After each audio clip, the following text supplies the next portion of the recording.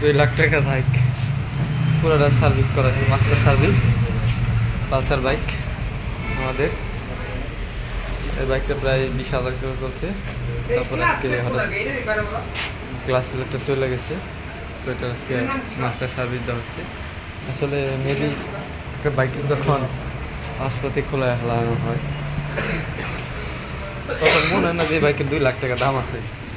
এই বাইকটার কাবার টাবার সম্পূর্ণ খোলানোর পরে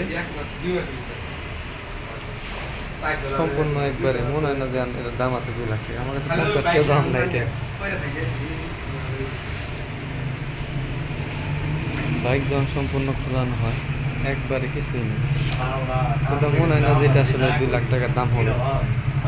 একবারে কাবারটা খুলে আনা বিশ্রী অবস্থা।